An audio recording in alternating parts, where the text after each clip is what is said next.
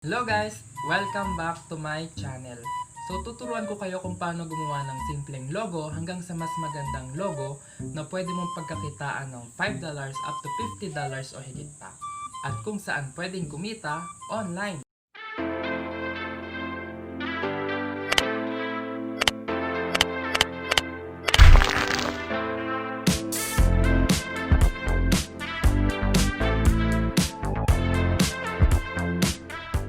Okay, let's start. Una, tuturuan ko kayo sa paggawa ng simpleng logo.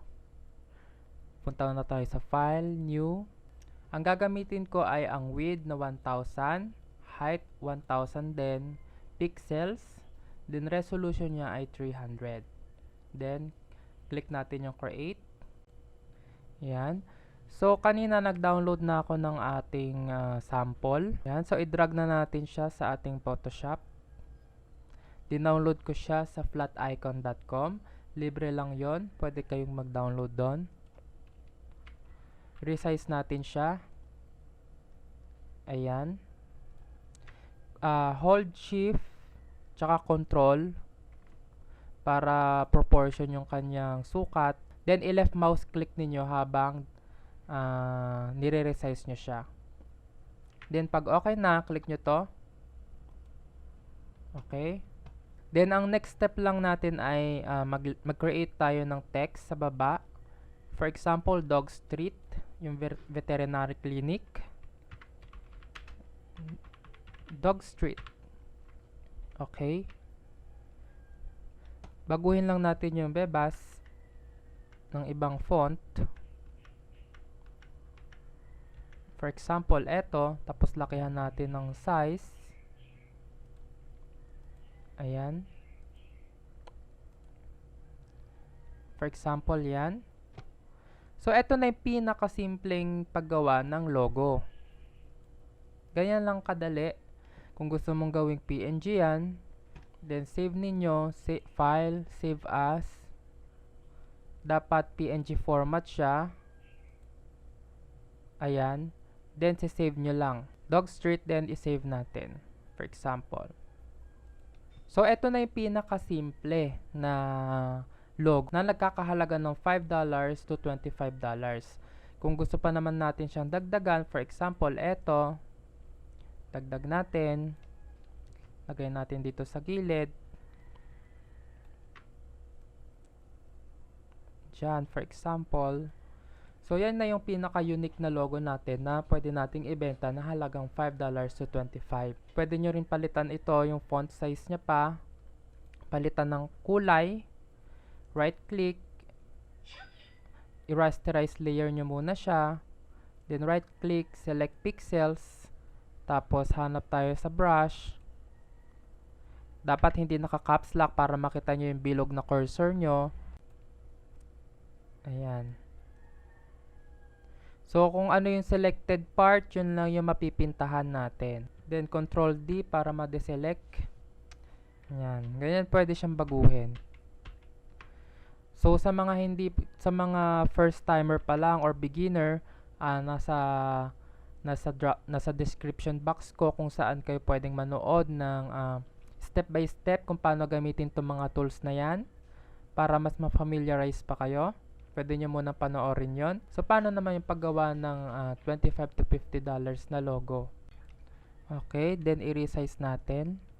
Itong mga ginagamit nating icon ay dinownload natin sa flaticon.com at sa lovepic.com. Libre lang yan, mga yan. Next natin ay gawa tayo ng ellipse tool. I-hold nyo yung shift. Then, i-drag ninyo ng left mouse. Tapos, bitawan na natin yung left mouse. Tapos, yung shift. Okay? I-center natin. Then, ang next natin ay gumamit tayo ng ellipse tool. Right-click lang natin para makita natin. Then, i-hold nyo yung shift. Once na naka-hold yung shift, i-left mouse click ninyo nang naka-hold din. Tapos habang minumove nyo yung mouse ninyo, nagkakaroon siya ng circle. So, perfect circle yan. Perfect proportion ng circle. Kasi kapag naka-hold shift, ayan, perfect yung circle. Then, bitawan natin yung mouse at bitawan din natin yung shift. Okay, pansin ninyo, nagkaroon siya ng kulay yellow. Pwede nyo rin naman siyang alisin. Punta kayo dito sa fill, sa may setting ng tool natin. Then, pwede nyong ito, itong may cross, may diagonal sign, na no, pwede nyong no color yan. Okay, then tapos, dito sa shape, dapat nakaset siya ng path. Okay, dapat nakaset ng path. Then pwede na tayo mag-type. Gamit tayo ng text tool or type tool. Then, makikita nyo yung cursor, nagbabago. Meron siyang parang line. Ayan. Then, left click nyo lang, once lang. Then, magsulat tayo. For example, dog street. Ayan. Vet clinic. Okay. So, para mas maayos siya, Control plus A ninyo. Then, i-resize natin. 36 or 30. Yan. Then, click itong check sign para kung okay na sa inyo. Pwede nyong baguhin yung font. Nasa inyo yan kung pwede nyong, kung anong font ang gusto ninyo. Then, gamit tayo move tool. Click nyo muna to, itong dog street vet clinic na ginawa nating text. Dapat nakaselect yan. Then, Control T. Then, punta tayo dito sa gilid, sa corner. Tapos, i-move natin. Ayan. Ayan. Kung di siya naka-center, i-move lang natin. Para gumawa tayo ng line. Ayan. Para makita natin yung center niya. Then, move natin tong ating dog. Center natin. Center din natin tong ating text. Ayan. Dapat nakaselect itong path. Okay. Yan. So, paano naman maglagay ng text sa baba ng nakapa-circle din? Next natin, gawa tayo ulit ng ellipse tool or pwede natin i-copy to. Control J. Ilagay natin sa taas. Then, yan. So, para makita yung ellipse tool na kinopy natin, Control plus T. Dapat selected tong layer na to, tapos Control plus T. Kung hindi siya naka-center, pwede nyo i-move. Ayan. Tapos, click natin tong text tool. Apply muna natin. Okay. Click natin tong text tool dito. For example, 2020.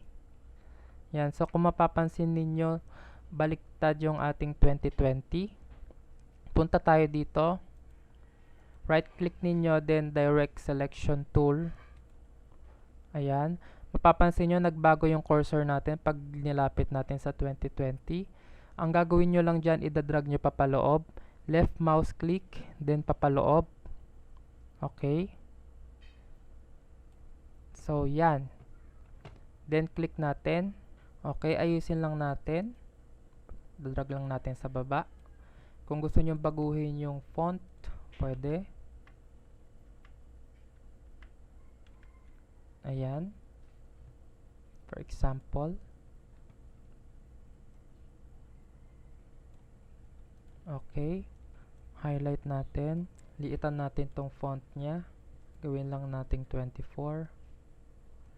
Tapos, pwede tayo maglagay ng background. Ito, dinownload lang ulit natin to sa Love Pic. Lakihan natin.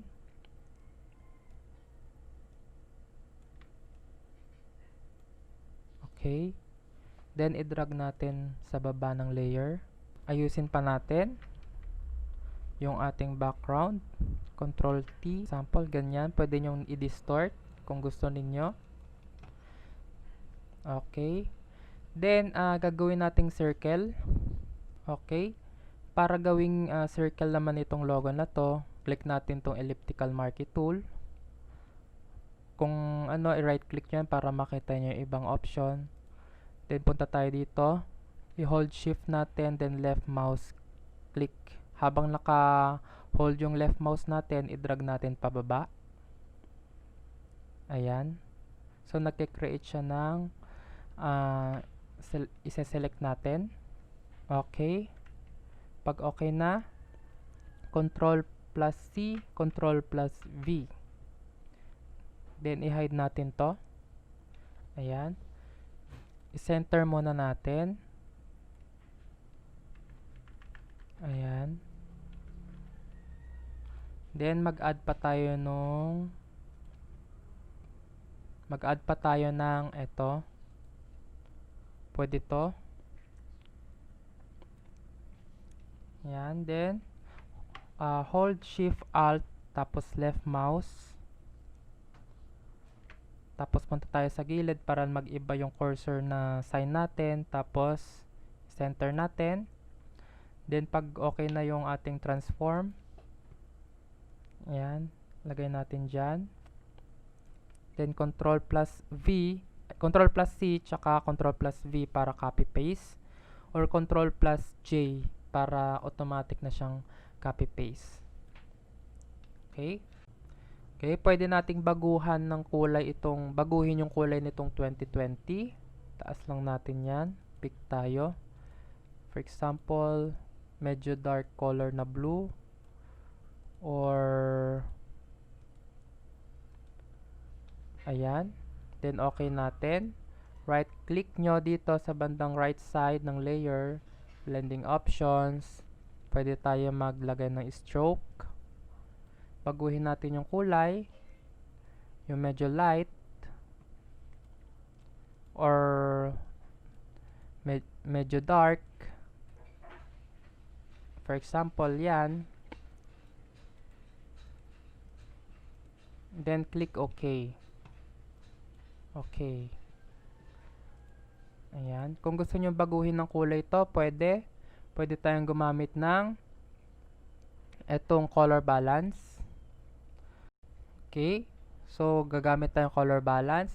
Ipunta nyo yung cursor between Pow Copy tsaka dito sa color balance 1.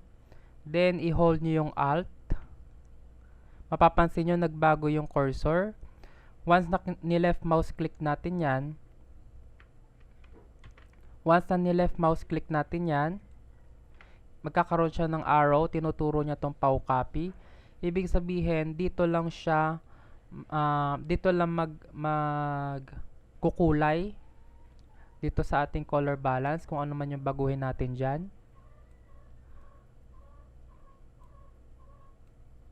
Papansin nyo to, tong kabila na to, nagbabago siya ng kulay.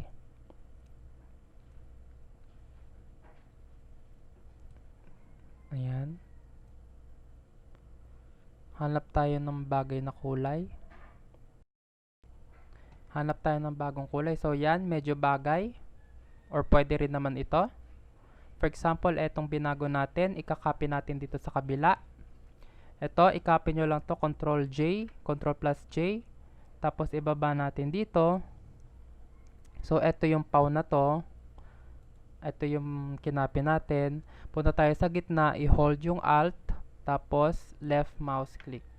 So, dito lang siya kukulay. Okay? So, hindi naapektuhan tong buong image. Yan. So, itong logo na to, gumamit kasi tayo ng medyo may kulay na image na icon. Pwede nyo pang dagdagan yan or gawing komplikado. Depende sa inyo. So, ito, nagkakahalaga siya ng $50. Nasa $25 to $50. Depende kung gaano siya kahirap gawin. Yan. So, kung mas komplikado yung paggawa nyo ng logo at maraming kulay at maraming design, yan. So, nagkakahalaga yan ng $25 to $50. Itong ginawa ko, yan, nagkakahalaga siya ng 5,000 pesos. Then, ito, gumamit ako ng path dito, Tapos finil ko lang siya para maging circle. Medyo komplikado to. So nagkakahalaga siya ng 5K to 10K. So ang presyo ko lang dyan ay 5K. Yan. So makikita ninyo, gumamit din ako ng circle. Ayan. Gumamit ako ng logo. Gumamit ako ng male and female na icon, ng text, ng star, ng family icon, ng heart, ng kamay, ng flags. Okay? Kung mas komplikado, mas mahal siya. So, ginawa ko lang siya ng 4 to 5 hours. So, kumita ako ng 5,000 pesos. Kung gusto mong kumita, yan, pwede mo pag-aralan ng paggawa ng logo. Yan, ituturo ko kung saan kayo pwedeng makahanap ng trabaho online. O, diba? Imbis na naglalaro ka maghapon, why not maghanap ka ng trabaho online na pwede pagkakitaan? O, diba? So, $25. O, meron dito $5. Ibig sabihin, nag-uumpisa pa lang siya. Ayan. So, hindi lang naman sa Fiverr, pwede rin sa Upwork or sa freelance.com. Ayan. Then, yung ginawa kong logo dito sa Photoshop, pwede rin yun siyang gawin sa Adobe Illustrator, sa InDesign, or kahit saan pwede. So, ito pinakita ko lang sa inyo na sa Photoshop ko siya ginawa. Okay? So, sana makahanap kayo ng kliyente ninyo at magkaroon din kayo ng income. So, sana nakatulong ako at huwag nyo kalimutan mag-subscribe. Thank you! Nagtatapos ang video tutorial ko kung paano gumawa ng simple hanggang sa mas magandang logo na pwede mong pagkakitaan online. Kung hindi ka pa subscriber, please click the subscribe button below. I-like and share mo na rin at notification bell para updated ka sa mga videos pa na i-upload ko. Salamat!